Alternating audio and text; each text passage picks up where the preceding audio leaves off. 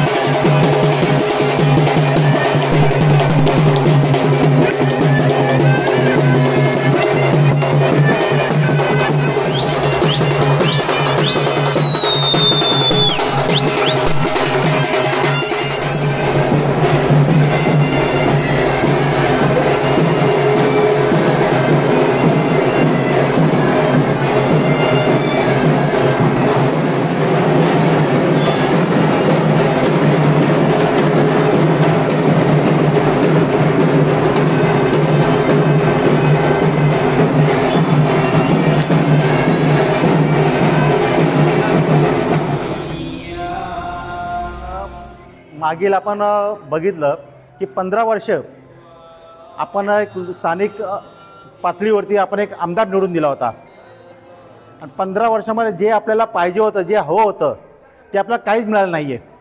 आमदारकी निधीतून जो काही फंड आला त्या फंडमधून जसं काही शाळा झाली पाहिजे, हॉस्पिटल झाला पाहिजे, गार्डन झाले पाहिजे, नाना पार्क झाले पाहिजे, हे काही नव्हता. कुठेतरी गटारावरती तो पैसा खर्च केला गेला, कुठेतरी इकडे तिकडे वाटला गेला आणि तो खर्च कामाला झाला नाही आहे. तर आणि मागील कोरोना काळामध्ये किंवा मागील जे भीमा कोरेगाव प्रकरण झालं, कोरोनाच्या काळामध्ये जवळजवळ एक वर्ष आमदार कुठे गायबच होते. पण महेशसारखा तरुण एक धडाडीचा कार्यकर्ता, एक डेअरिंग, एक डॅशिंग आणि एक गुंड प्रवृत्ती म्हणायला हरकत नाही आहे. पण गुंड प्रवृत्ती म्हणजे त्यांची गुंड प्रवृत्ती ही आनंद दिघेची गुंड प्रवृत्ती असं म्हणायला हरकत नाही. कारण आनंद दिघेचा आम्ही पिक्चर बघितला आहे आणि आपण खरं बोलून किंवा शांततेने कोणते काम होत नाही. उदाहरणार्थ आपण हॉस्पिटलचं बघितलं, एक वृद्ध, तिला हॉस्पिटलमध्ये पैसे नव्हते आणि बाहेर म्हणजे सोडत नव्हते. पण महेशने एक मोठं काम केलं, स्वतः PPE किट घेतलं, जीवाची पर्वा न करता त्या म्हाताऱ्या बाईला बाहेरून आणलं. तर असे जे काम आहे ते महेशच्या हातून झालेले आहेत. असे भरपूर काम झालेले आहेत. आणि जोपर्यंत एक धडाडीचा डॅशिंग नेतृत्व कल्याणला लाभत नाही आहे तोपर्यंत मला वाटत नाही कल्याणचं भलं होईल. म्हणून एक चांगलं नेतृत्व, धडाडी नेतृत्व आणि एक सर्वसामान्य म्हणजे फुले शाहू आंबेडकर विचार मानणारा एक महेश आहे. बाबासाहेबांचं स्मारक जे बनत होतं त्यामध्ये सुद्धा महेशचा चांगला सहभाग आहे. कल्याणपूरमध्ये जे काही आंबेडकरी समाज आहे त्यांना वेळोवेळी म्हणजे कोणत्याही क्षणी अचानक म्हणजे प्रसंगाला धावून येणारा महेश आहे. आणि एक म्हणून असं वाटलं की ठीक आहे, आपण महेशला या कल्याणपूरचा आमदार म्हणून नक्कीच निवडून दिला पाहिजे. सर्वसामान्यांनी सुद्धा विचार केला पाहिजे. सर्व विचार केला जे काय आता उमेदवार आहेत त्या उमेदवारापैकी ॲग्रेसिव्ह डॅशिंग काम करणारा एकच नेतृत्व आहे महेश गायकवाड. करपेवाडीमधल्या नागरिकांनी सातत्याने सूचना केली आणि विनंती केली की आपण या करपेवाडीची परिस्थिती पाहायला या, तुम्ही आमच्याशी चर्चा करायला या, संवाद साधायला या. त्या माध्यमातून मी या ठिकाणी जेव्हा आलो तेव्हा लोकांनी या चर्चेचं स्वरूप रॅलीमध्ये केलं आणि त्या ठिकाणी माननीय आमचे मार्गदर्शक मिलिंदजी बेळमकर हे स्वतः एक उमेदवार होते, पण त्यांनी आज मला सपोर्ट केला आहे, पाठिंबा दिला, त्याबद्दल त्यांचं धन्यवाद देतो. भोसलेजी आहेत, आंबेडकरी चळवळीतले अनेक कार्यकर्ते नेते ह्या लोकांनी मोठ्या प्रमाणात प्रतिसाद दिला आणि पाठिंबा दिला आहे. त्यांना माझ्याकडून खूप अपेक्षा आहेत की मी या कल्याणपूर्वेमध्ये चांगल्या प्रकारे विकास करेल. करपेवाडी भागामध्ये आपण बघितलं असेल पूर्णपणे झोपडपट्टी त्या स्लम एरिया झाले, तिथे गटारी नाले सगळे तुंबलेले, अजूनसुद्धा पाण्याची समस्या मोठ्या प्रमाणात बिकट आहे. या करपेवाडी भागामध्ये जवळजवळ 8 ते 10 हजार रहिवासी लोक राहत आहेत आणि त्यांना कोणत्याही प्रकारची सुविधा नाही. गेल्या 15 वर्षापासून आमदार गणपती गायकवाड या ठिकाणी दुर्लक्षित केल्यामुळे त्या लोकांनी माझ्याकडे अपेक्षा केलेत. मी आपल्या माध्यमातून त्यांना वचन देतो की आपल्याला या ठिकाणी पाण्याची समस्या असेल, गार्डन, मैदान, एक गव्हर्नमेंटचं हॉस्पिटल हवं या कल्याणपूर्वेला. त्यांच्या माझ्याकडनं मागण्या होत्या, त्या या ठिकाणी मिळणार असं मी या ठिकाणी वचन देतो. पहिल्या सुरुवातीपासून मी सांगत आलो, या कल्याणपूर्वेला अतिशय बकाल करण्याचं काम गणपत गायकवाडांनी केलं आहे, पण त्याला सुधारण्याचं काम ह्या सगळ्यांच्या साक्षीने मी करेल एवढंच या ठिकाणी म्हणतो. धन्यवाद. उमेदवारी मागं घ्यायच्या वेळेस त्यांनी मला फोन केला, महेश मी तुझ्यासाठी ही उमेदवारी मागं घेतो आहे, तुझ्याकडनं मला अपेक्षा आहे.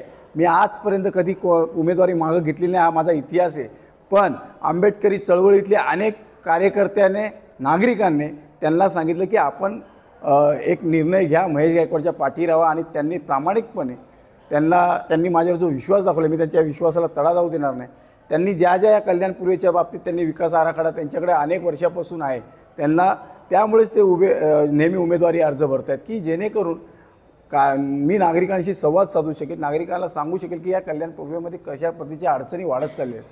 आणि मी त्यांना खरंच धन्यवाद देतो की आपण मला जो पाठिंबा दिला आणि माझ्या या पदयात्रेमध्ये रॅलीमध्ये आपण सहभागी झाला, त्याबद्दल धन्यवाद. अपेक्षित होतं, ते अचानक त्या ठिकाणी आले, ते माझ्या संपर्कात होते, मला मार्गदर्शन करत होते, पण त्या या ठिकाणी जाहीरपणे आल्याने माझी ताकद आता वाढलेली आहे. त्यामुळे विजय निश्चित आहे आणि त्यांच्या येण्याने मोठ्या मतांनी हा विजय होणार आहे. त्याबद्दल मी त्यांचा धन्यवाद देतो.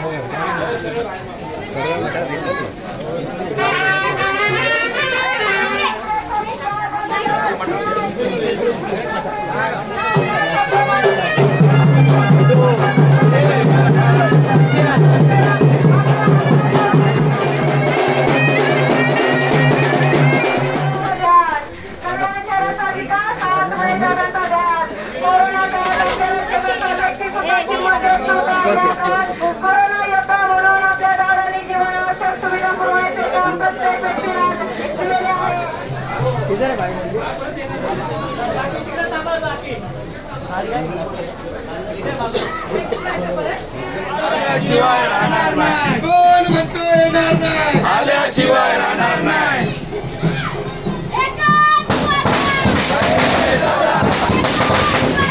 महेश दादा, हम तुम्हारे साथ हैं, आल्याशिवाय राहणार नाही, आल्याशिवाय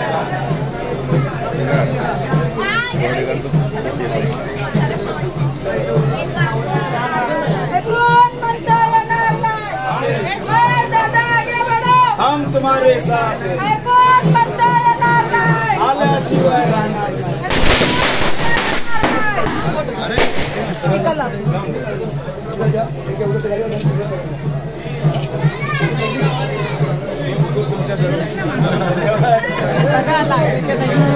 कौड लागला कौड लागला